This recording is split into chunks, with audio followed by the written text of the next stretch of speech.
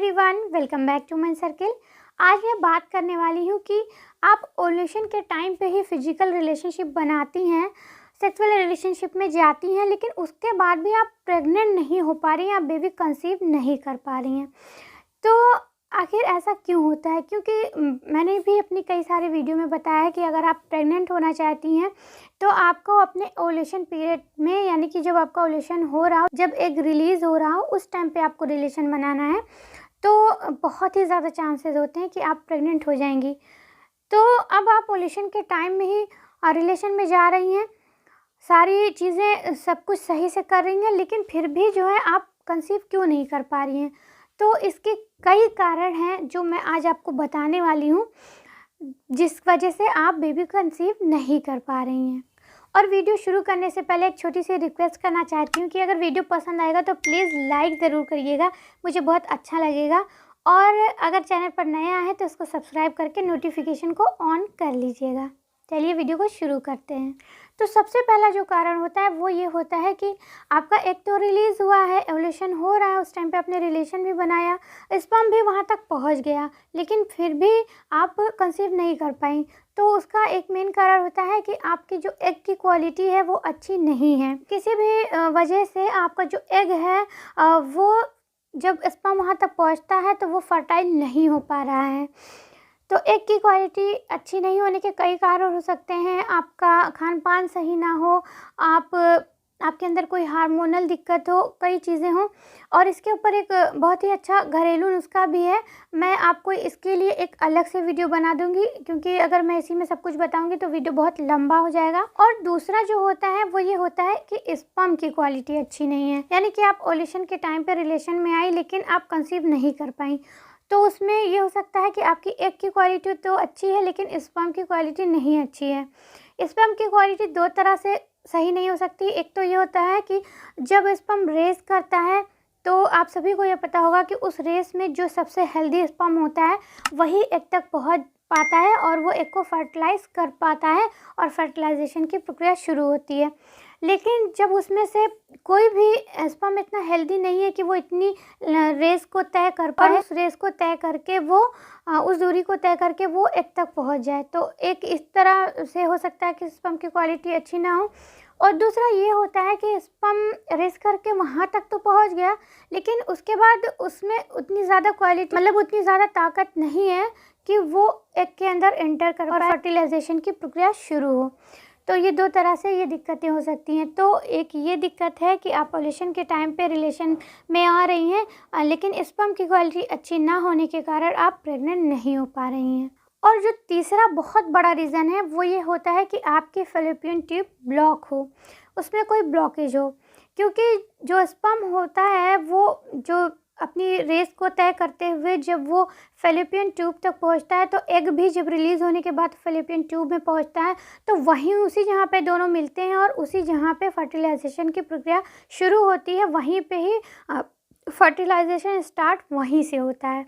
लेकिन जब आपके फैलोपियन ट्यूब में कोई ब्लॉकेज होगी तो स्पर्म जब वहाँ तक पहुँचेगा और जहाँ पे ब्लॉक होगा तो वो उसके आगे इंटर नहीं कर पाएगा और वो स्पर्म और एग वहाँ पे नहीं मिल पाएंगे। तो जब आपस में मिल ही नहीं पाएंगे तो आप कभी भी कंसीव नहीं कर पाएंगी, चाहे आप ओव्यूलेशन के ही दिनों में संपर्क में आ रही हो फिर भी आप कंसीव नहीं कर पाएंगी।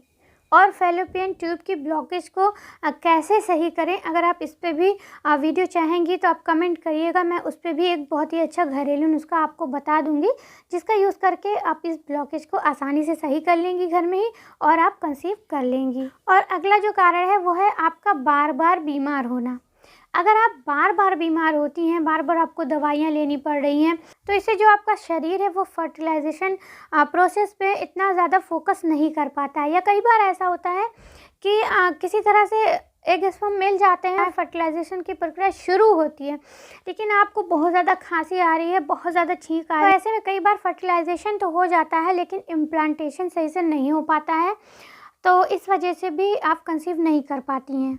और कई बार ऐसा होता है कि फर्टिलाइजेशन तो हो गया, आपने ओव्यूलेशन के टाइम पे रिलेशन बनाया, स्पर्म पहुंच गया, एग और स्पर्म मतलब मिल गए और फर्टिलाइजेशन की प्रक्रिया शुरू हो गई। और फर्टिलाइजेशन की प्रक्रिया शुरू होने के बाद वो धीरे धीरे सरकते हुए फैलोपियन ट्यूब से सरकते हुए धीरे धीरे यूट्रस में आएगा आपके, और यूट्रस में आने के बाद वो यूट्राइन लाइनिंग से चिपकता है, और जब एक चिपक जाता है यूट्राइन लाइनिंग, तभी इम्प्लांटेशन की प्रक्रिया शुरू होती है। लेकिन कई बार ऐसा होता है कि ये जो यूट्राइन लाइनिंग है, यानी कि आपकी जो गर्भाशय में आपके यूट्रस में जो एक दीवार इसको बोल सकते हैं, एक लेयर बोल सकते हैं, ये लेयर हर महीने टूटती और बनती है। यानी कि जब आपका पीरियड आता है तो वो लेयर टूट जाती है और आपका पीरियड आना स्टार्ट होता है, और उसके बाद जैसे पीरियड ख़त्म होता है धीरे धीरे ये लेयर फिर बनती जाती है, थोड़ा थोड़ा मोटी होती जाती है। इसी तरह से ये प्रोसेस चलता रहता है। लेकिन अगर आपकी ये दीवार बहुत ज़्यादा कमज़ोर है, बहुत पतली है, तो सही से एग वहाँ से चिपक नहीं पाता है, और जब वो सही से एग वहाँ पे चिपक नहीं पाता है तो इम्प्लांटेशन नहीं हो पाता है, और आपका फिर पीरियड आपका आ जाता है, आप कंसीव नहीं कर पाती हैं, और वो एग इम्प्लांटेशन सही से नहीं होने की वजह से वो पीरियड के साथ निकल जाता है। तो ये भी एक बहुत बड़ा कारण हो सकता है कि बच्चेदानी की जो दीवार है वो उसमें बहुत ज़्यादा पतली हो, वो इतनी पतली हो कि सही से इम्प्लांटेशन ना हो पाए। तो इस पे भी अगर आप एक अलग से वीडियो चाहेंगी तो कमेंट बॉक्स में ज़रूर लिखिएगा, मैं इस पे भी एक वीडियो बना दूंगी। तो ये भी एक बहुत बड़ा कारण है कि आप ओव्यूलेशन के टाइम पे रिलेशन बनाती हैं लेकिन फिर भी आप कंसीव नहीं कर पाती हैं, क्योंकि बहुत सारे लोगों के माइंड में आता है कि सभी लोग ये बोलते हैं कि प्रेगनेंसी कंसीव करने के लिए एक सही टाइम पे रिलेशन बनाना ज़रूरी है। लेकिन मुझे तो पता है, मैं अगर आप मतलब कुछ लोग ऐसे भी होते हैं कि जो नहीं जान पाते हैं ओव्यूलेशन कब हो रहा, तो वो ओव्यूलेशन किट तक का यूज़ करते हैं ताकि उन्हें पता चल जाए और वो उस दिन रिलेशन बनाएं।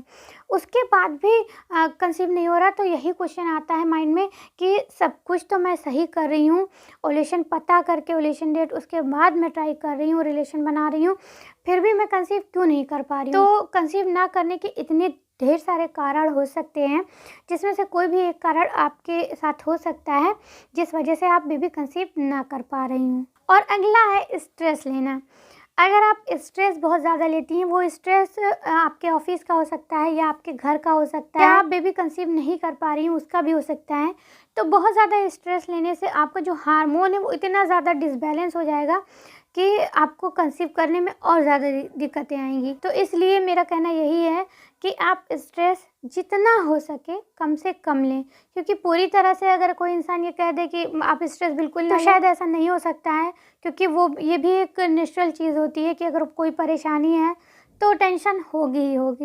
लेकिन जितना हो सके आप कंट्रोल करने की कोशिश करें, अपने माइंड को कहीं डाइवर्ट करें जिससे आपको स्ट्रेस कम हो और आपका हार्मोन जो है वो लेवल में रहे, जिससे आपको कंसीव करने में आसानी हो। तो ये कई सारी दिक्कतें थी जिस वजह से हो सकता है कि आप कंसीव ना कर पा रही हूँ। तो इसमें से कोई भी अगर आपको लग रहा है कि ये दिक्कत हो सकती है, आप उस टॉपिक पे अगर वीडियो चाहती हैं कि आपकी वो परेशानी दूर हो जाए, तो कमेंट बॉक्स में ज़रूर कमेंट करिएगा, मैं उस पर एक अलग से वीडियो बना दूँगी। आई होप कि ये वीडियो आपको अच्छी लगी हो, वीडियो पसंद आई हो तो इसको लाइक ज़रूर करें।